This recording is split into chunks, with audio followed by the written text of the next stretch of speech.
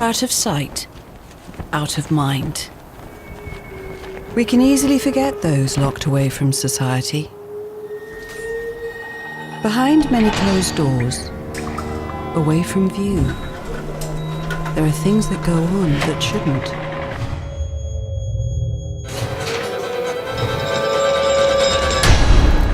Torture is one of those things.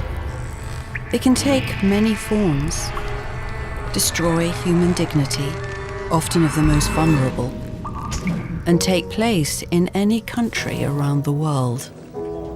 The OPCAT, the optional protocol to the Convention Against Torture, is a way of changing this.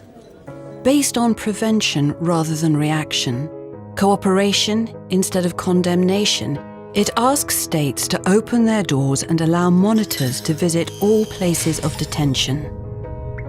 National preventive mechanisms, set up by the state, are independent bodies who carry out visits to places of detention. The fact that these bodies can visit any place, at any time, without notice, means secret abuse can be stopped before it starts. What's more, they help remove risky practices and cooperate with authorities to solve any detention problems.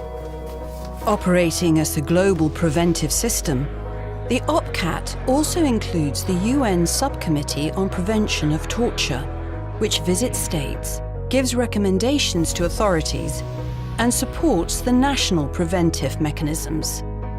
By joining the OPCAT and taking measures to prevent torture and ill treatment, states can show their commitment to justice.